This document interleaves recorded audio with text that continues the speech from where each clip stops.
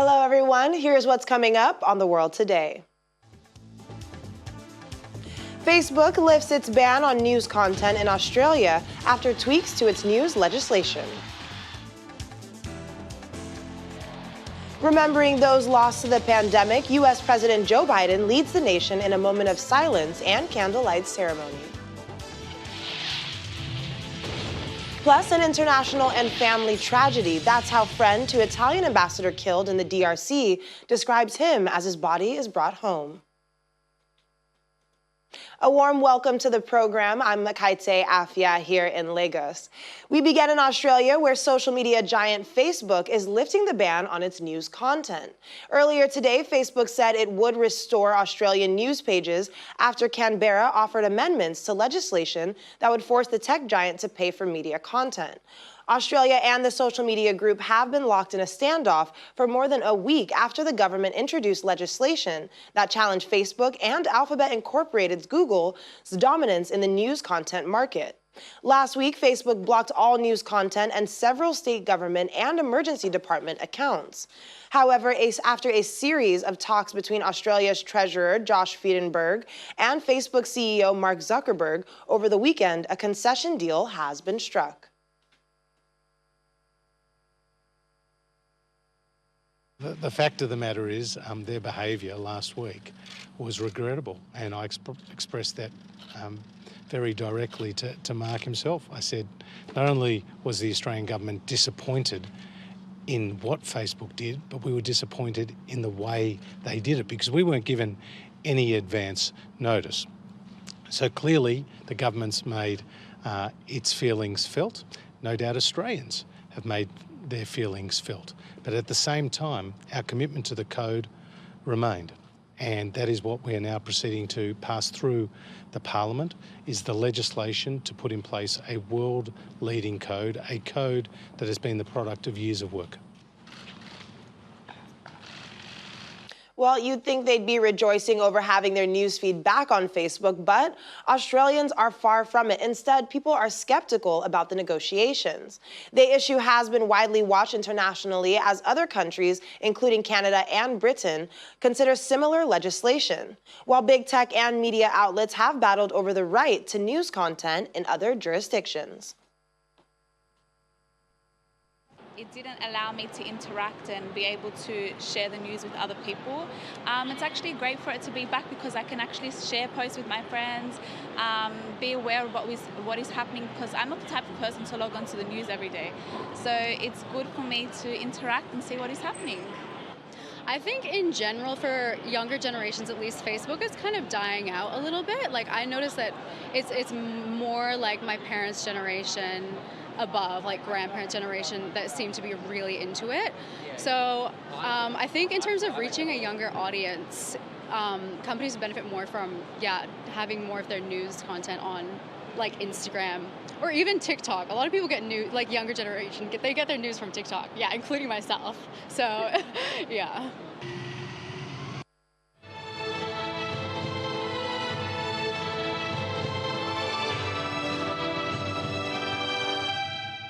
Checking in on the coronavirus pandemic, the United States has surpassed 500,000 grim milestone on COVID-19 deaths. Almost at 500,000 at the moment, if not over. It is the highest in the world and has been the number of infections, which are beyond 28 million. President Joe Biden, during a solemn ceremony Monday night, said the U.S. has to resist becoming numb to the sorrow. A deep grief looms over the United States as cities across the country hold mourning events for the 500,000 coronavirus deaths recorded in the country. On Monday, U.S. COVID-19 fatalities reached 500,172, while the national case count rose above 28 million. In Washington, D.C., people mourn with grim bell rings outside the Cathedral Church of St. Peter and St. Paul. U.S. President Joe Biden also observes a moment of silence to commemorate the grim milestone. The newly inaugurated president held a candle-lighting ceremony at the White House and ordered American flags lowered at federal buildings for the next 5 days. We often hear people described as ordinary Americans. There's no such thing. There's nothing ordinary about them. The people we lost were extraordinary. They spanned generations. Born in America, immigrated to America.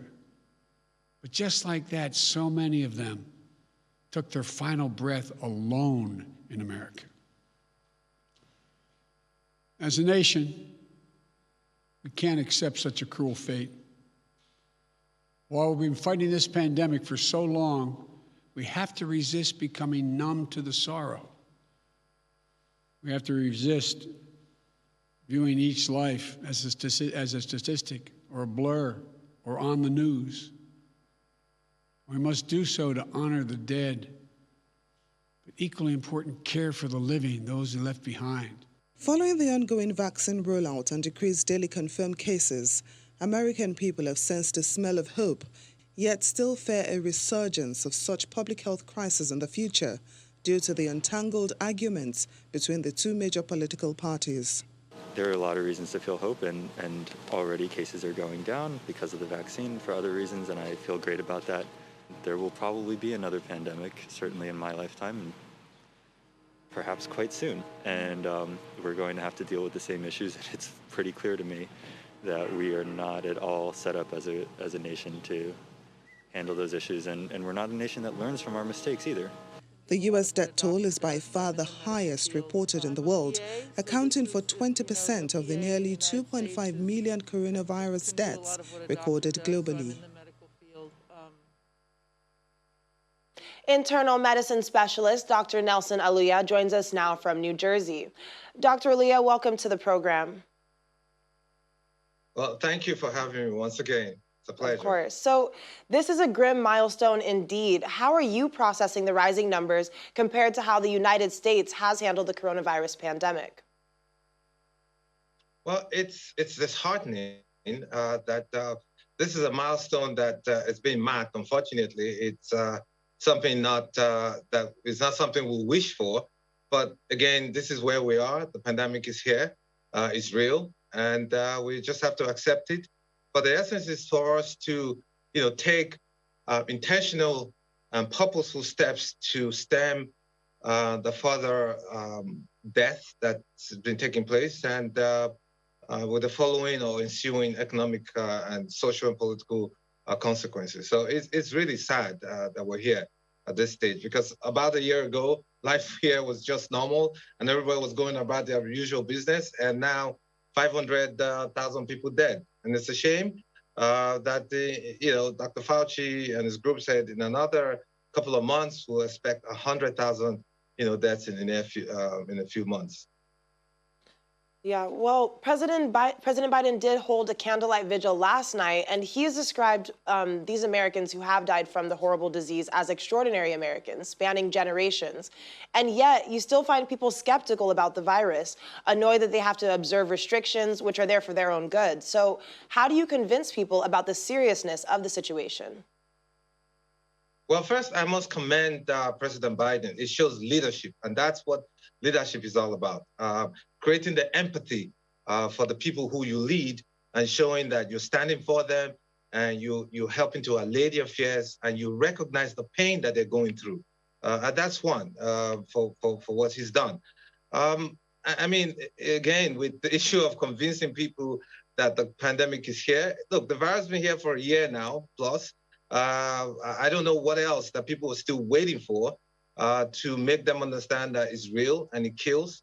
Because here in the United States, some gentleman had said, there's hardly anybody here in the United States who don't know somebody who have a family member who hasn't died from or gotten sick from COVID-19. So it's real, but then you always have skeptics.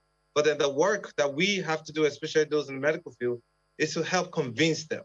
Like I always say, if you make somebody understand, they will accept it. So we have to work harder to make them understand that it's real and it kills.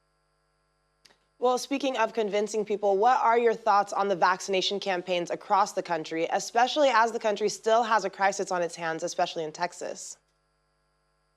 Well, I mean, it's ongoing.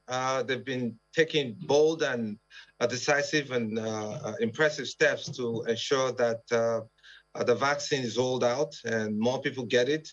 As a physician, I get patients who are asking me now that they need to get it because a lot of people are getting, better convinced. However, nature has its own turn. We see what happened with the cold storm, the snow that happened in Texas, which hasn't happened in over 30 years. Is the climate change, and what we're suffering here in the Northeast as well with the cold chill blame. So that has dampened the rollout on the vaccines that this administration put out. But it's something we have to do because unless this is done, like I always say, everybody will get this virus one way or the other. You either get it in the wild, meaning off in the street for somebody, or you get it by vaccine. Which one do you have to choose? And that's where we have to. But as physicians, we have to do the work, ensure that everybody gets it, so that we achieve the herd immunity that we're talking about, so that the risk of having new strains coming from those who didn't get it will be less, so it can save lives and livelihoods.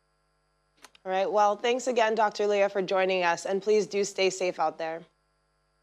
I will. Thank you. It's a pleasure.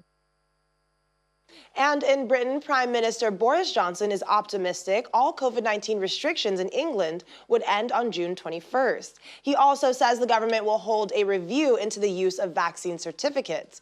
It was only yesterday Mr. Johnson unveiled a map out of lockdown for England that would keep some businesses shuttered until the summer, saying caution is necessary to ensure there's no one-way road to freedom. I'm hopeful, but obviously nothing can be guaranteed, and it all depends on the way we continue to be prudent and continue to follow the guidance in each stage. And that's why it's so important to proceed in the cautious way that we are. I think people do understand it. They can see the logic of what we're trying to do.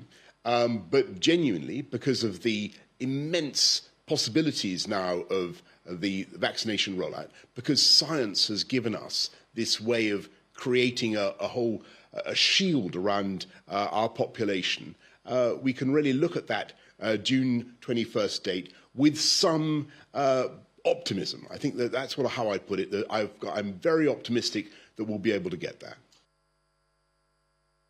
Northern Ireland has detected 3 cases of the South Africa coronavirus variant, but the health department says transmission risk is low as officials try to trace contacts linked to the cases. Now, this is the first time the variant has been found in Northern Ireland. Here's more in our global update.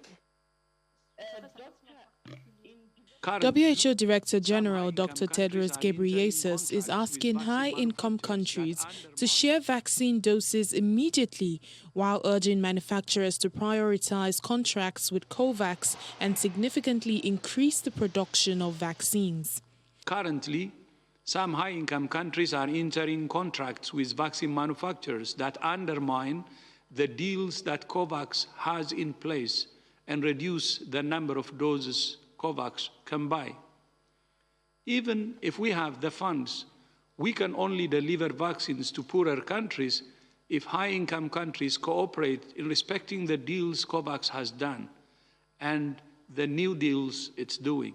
According to WHO statistics, the COVID-19 pandemic has infected more than 110 million people and has claimed nearly 2.5 million lives so far, while also resulting in millions of livelihoods being lost, schools closed, and the global economy thrown into turmoil.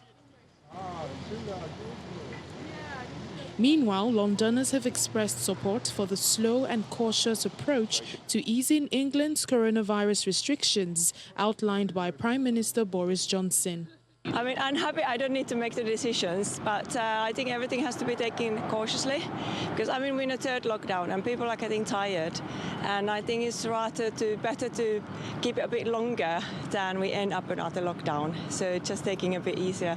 So just want to be patient and hopefully we have a nice summer. The Prime Minister, under pressure to allow more freedoms to millions of people stuck at home and offer hope to shuttered businesses, says the first stage of dismantling the lockdown would prioritize schools returning on March the 8th.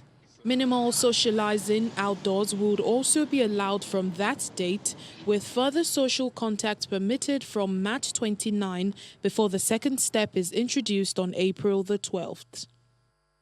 In Asia, Afghanistan has begun its first COVID-19 vaccinations, administering doses initially to security force members, health workers and journalists in a campaign that may face challenges from a sharp rise in violence.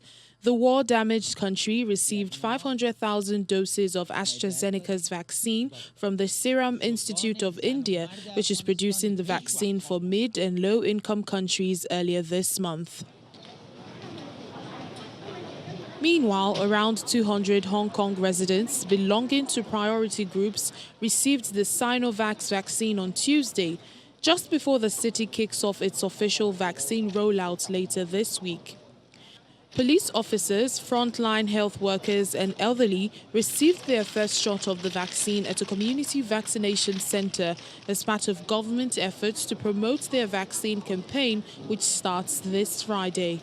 1 million doses of the Sinovac vaccine arrived from Beijing in the former British colony last week, while dosages of Pfizer-BioNTech and AstraZeneca's vaccines are due to arrive later this month.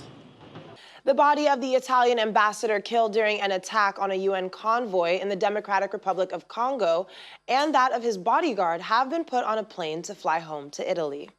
Both of them, Luca Attanasio and Vittorio Iacovacci, were killed by an armed group in eastern Congo, accused by the government of carrying out an ambush on the UN convoy. Their driver, a Congolese with the World Food Program, was killed as well. Ambassador Attanasio's friend, Italian volcanologist Dario Tedesco, says he was grief-stricken when he learned the news, and he has dined with him hours before the attack happened. He says Attanasio's death should be regarded as an international tragedy and is thinking of his wife and young daughters.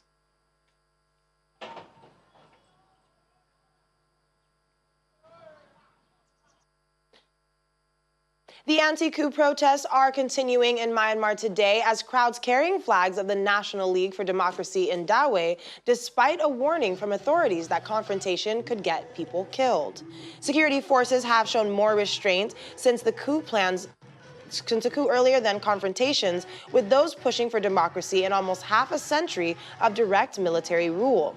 The protests are also being replicated around the world. Hundreds of demonstrations gathered in front of the Indonesian embassy in Bangkok today, calling for Jakarta to respect Myanmar's 2020 election results and not support the junta's promise to hold a new vote in a year. People laid flowers in front of photos of the 3 protesters that have died in Myanmar in the past 3 weeks amid a crackdown on protest. Some wept while others sang revolutionary songs and raised 3-finger salutes. The Indian Foreign Minister Retno Marsudi later said that Myanmar's transition to democracy after this month's coup should follow the wishes of its people.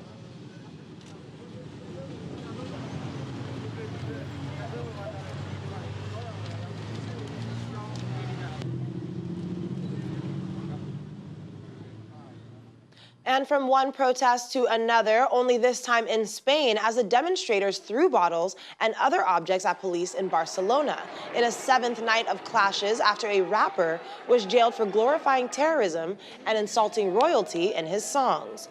The 9-month sentence of Pablo Hasél, known as his virulently anti-establishment raps, has prompted debate over freedom of expression in Spain and sparked protests that have at times turned violent. Hundreds of protesters gathered in Barcelona and were met by lines of riot police and police vans. They made barricades out of rubbish bins and set fire to them. At least one teenage boy was detained by officers. Barcelona, the city council, put the damages bill for the first 5 nights of trouble, where shops were trashed and containers burned, at 900,000 euros, or roughly $1.09 million.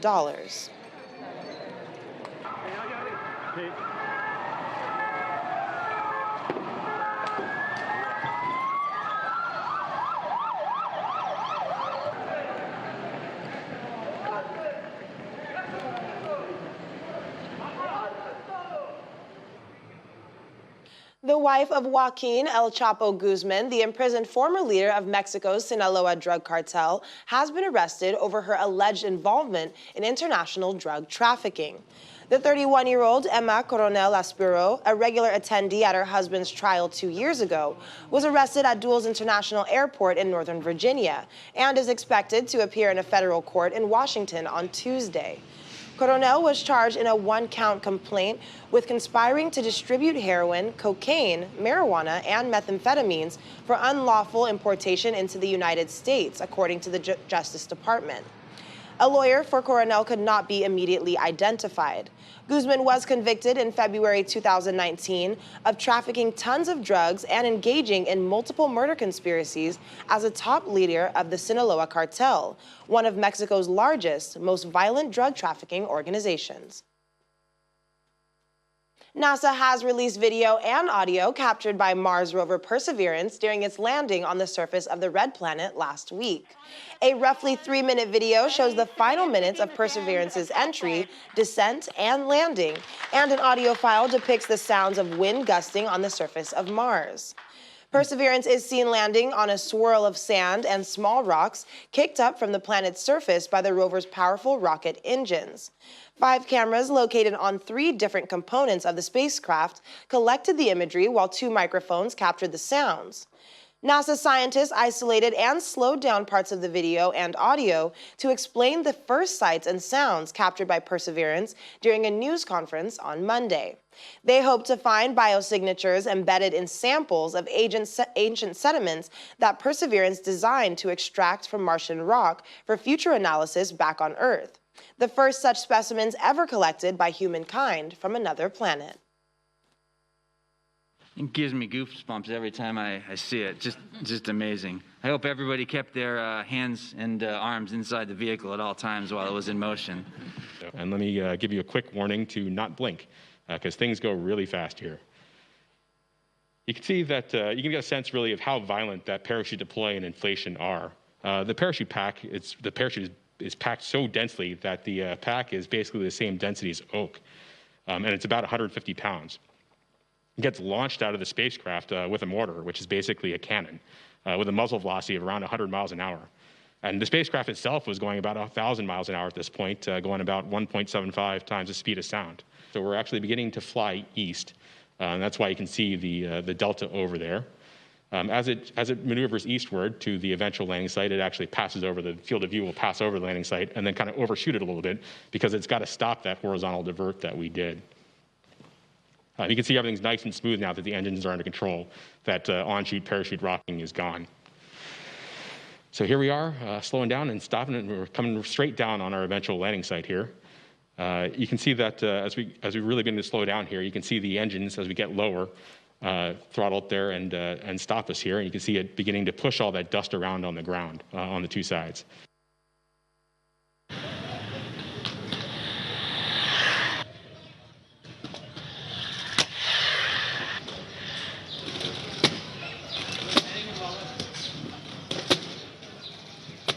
And as we end the program, check out the Men in Black in Pakistan. No, not the movie, the cops who are adding rollerblades to their uniforms to do their job. The group we see here is rigorously training for a new armed rollerblading unit, which has been taking place for over a month, with the aim of curbing theft and harassment on the city's streets. Gliding in a circle with their weapons pointed inwards, the 20-member unit made up of 10 men and 10 women lift and lower their unloaded guns in unison. Safety concerns were raised when initial footage of the Karachi unit's training showed officers carrying heavy weapons, but Ali said the unit would only carry handguns, reducing the risk of bullets ricocheting. Ali added that there will be some locations, such as shopping malls, where the officers will not be armed. The rollerblading police, who follow in the footsteps of similar units in Europe and elsewhere, are expected to begin officially next month, but they were recently spotted outside the venue of the Pakistan Super League cricket tournament. Well, that is all for the program today. I'm Akaite Afia. Have a great evening and stay safe.